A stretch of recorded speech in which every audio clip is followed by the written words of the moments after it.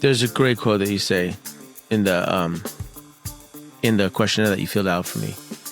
You said, being truly honest about your mental health isn't weakness, it's strength, it's connection, it's survival. And more people need to realize that, because the second we stop pretending, that's when real healing begins.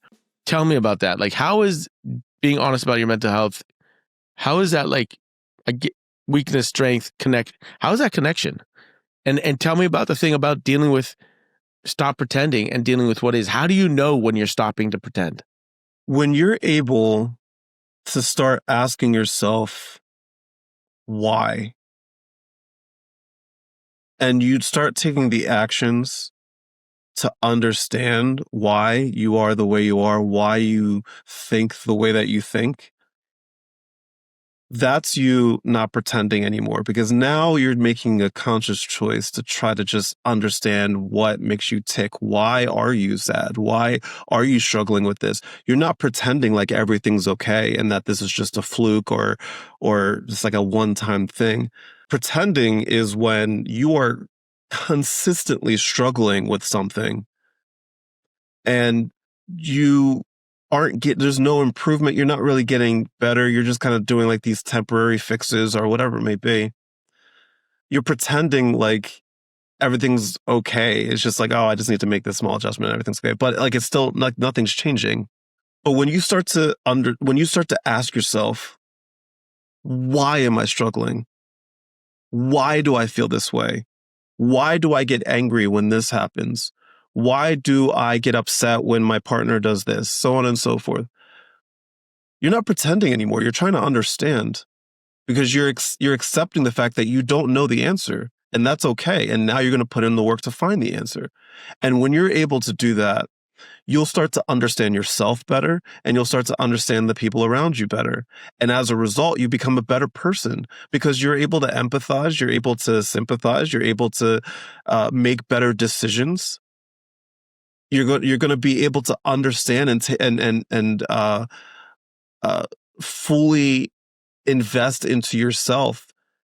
And when you fully invest into yourself emotionally and mentally, therapeutically, you just naturally become a better person, a better friend, a better brother, a better sister, girlfriend, wife, husband, because you understand why you are the way you are. And that's a beautiful feeling, to know yourself. You're not pretending anymore, because now you have the answers.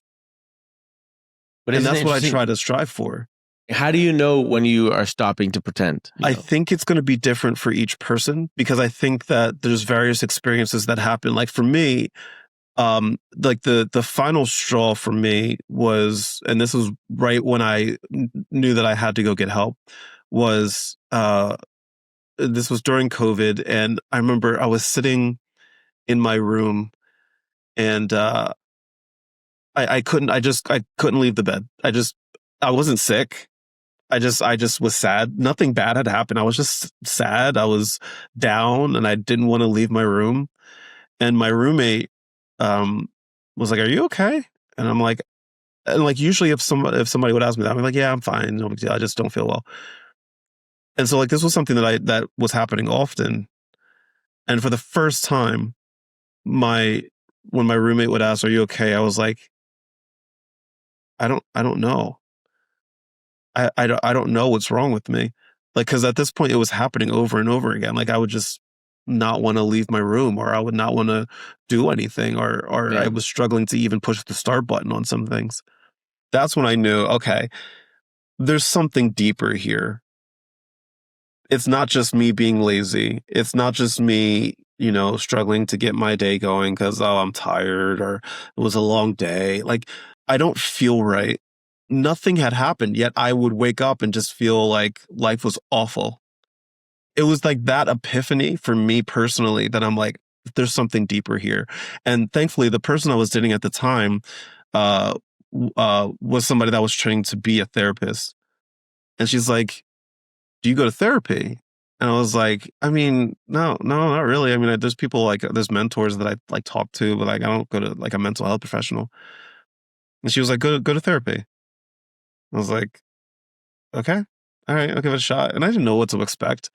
But then once I started to talk to somebody that had like this 30,000 foot view, unbiased view of my life, and was able to like put a name to things as I was describing what I was feeling and what I was struggling with, like it cleared up everything. And just all of a sudden, the things that I had been struggling with for 30 plus years, it all started to make sense. And the signs were there my whole life. It's just, I didn't know that there were signs for this. My family didn't know. The adults in my life didn't know, because there's just this ignorance when it comes to mental health. So that was an excerpt for one of our Guts episodes. If you want to see the full episode, check it out on YouTube or listen on any of your preferred platforms. Please join me on this journey that we're calling Guts, or Getting Under the Skin.